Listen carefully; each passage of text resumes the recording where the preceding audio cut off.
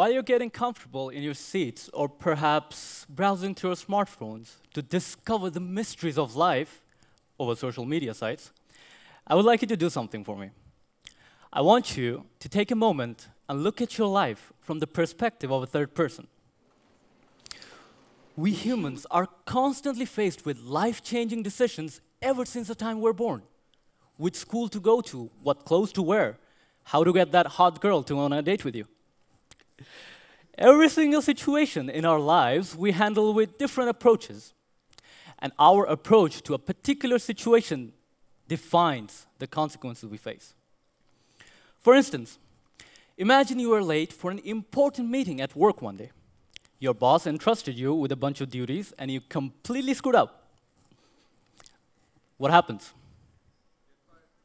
Well, of course, you feel sorry. You're afraid to lose your job. You know your boss is angry and you have to take control of the situation. You put this face on. Oh my God, Mr. Smith, you won't believe what happened. So I was trying to catch the newspaper from the paper boy this morning, and the car keys just flew out of my hand and into the bushes. And this raccoon, it jumps on me. I know, right? So long story short, that's why I was 5 minutes late to work.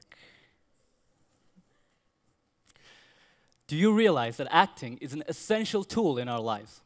It's a bridge that connects our decisions with the consequences. I know it's hard to believe, but we all possess the natural ability to act as good as a Tom Hanks or an Angelina Jolie. Acting does not only happen on stage or in movies, but in real life. We are all performers, entertainers. In every stage of our lives, in every situation, we put on different faces. And depending on those faces, we choose the consequences of our action. To quote the great Shakespeare, all the world's a stage, and all men and women merely players. They have their exits and their entrances. And one man in his time plays many parts. Now, I know what you're thinking. Acting is an art of deception, it's imaginary, it's superficial. An actor can go like, hey, how are you doing? So nice to meet you, nice suit, man. I hate that guy. Most of us relate acting with fantasy instead of something that can be applied to real life. And why won't we? After all, the actors acting on stage or in our favorite movies are playing characters that are far from their ordinary lives. But when it comes to real life, what we fail to realize is that acting in itself is an art form. It's a skill that can be cultivated. Acting is a way to emphasize and express your emotions, while the emotion that you express are simply of your own choice. A lot of big words, I know. But let me explain. Imagine it's a beautiful sunny day. You're driving by the seaside, the wind kissing your face. All of a sudden, you hear sirens. You look back, you see a police car. You're being pulled over for speeding. If I was to put you in that particular situation, what are the emotions that you are going to feel? Nervousness, anger, frustration, fear. Even if you didn't do anything wrong. Now, if you let those negative emotions cloud your judgment and act aggressive with the officer, boy, are you in trouble. But in the same situation, in the same scenario, if you could set your negative emotions aside and act calm and polite with the officer, chances are you'll get away with a simple warning. Now you have the free will to decide whether or not to act aggressive or calm in that situation.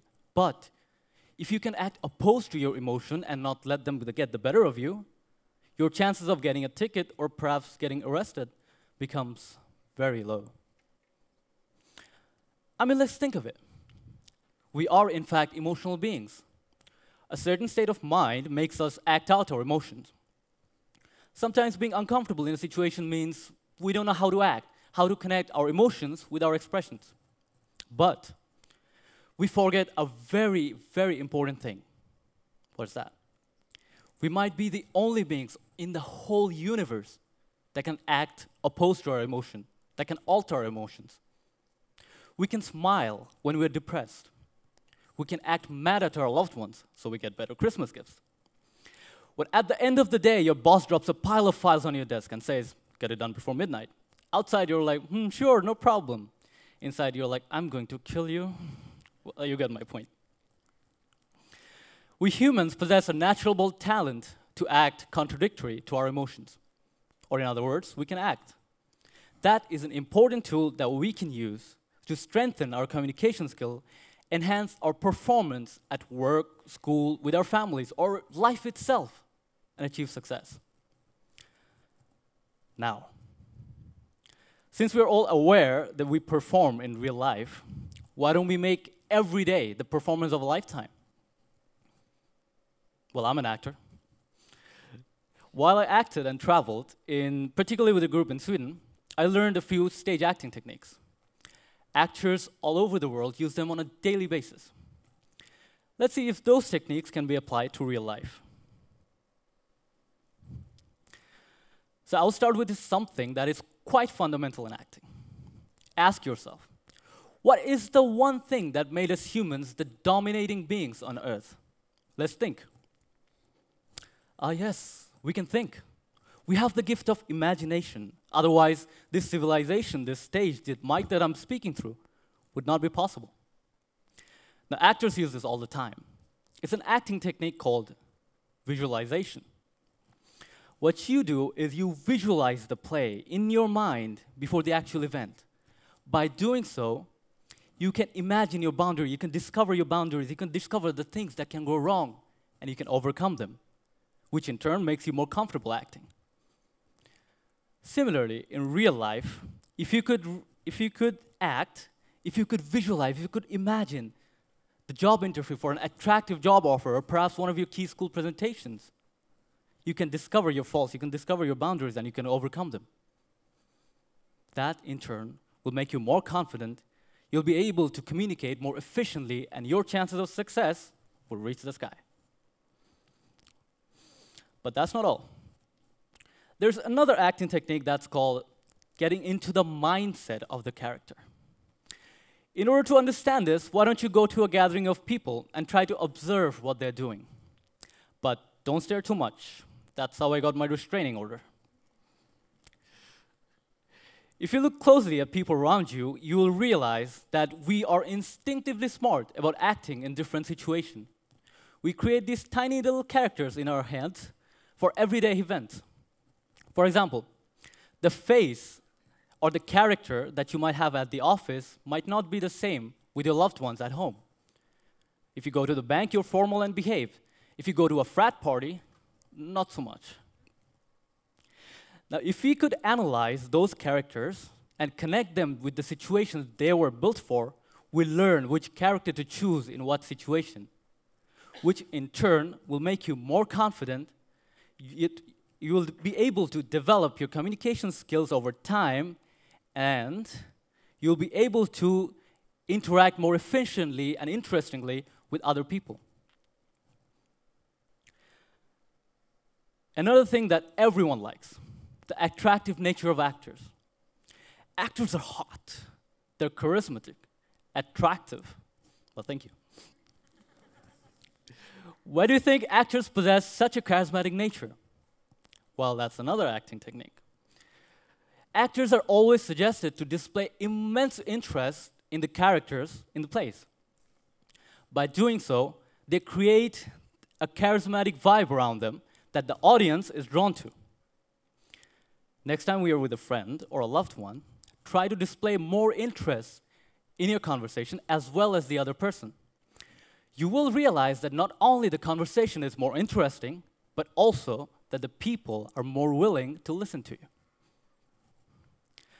Last but not least, drama and emotional control. Acting is not only about expressing your emotions, but it's also about controlling them. The easiest way to differentiate between a good actor and a bad actor is that the bad actor overacts, he's melodramatic, while a good actor has good control over his emotions. In life, whenever you're faced with a difficulty, your negative emotions are always going to surge you up and make you take rush actions. Now, once we start to gain control over our emotion and our consequences, we start to gain control over both our actions and our consequences. Now, if in your life you can have control over your actions and your consequences, you can start getting control over your life. It is that simple. Now, there are many similar acting techniques that can be applied to real life. These techniques not only help us find our true self and express ourselves better, but they also help us understand each other. To quote Oscar Wilde, "Man is least himself when he talks in his own person. Give him a mask, and he will tell you the truth." Well, we all wear masks from time to time. The key to success lives not behind the mask, but how we use it. Thank you.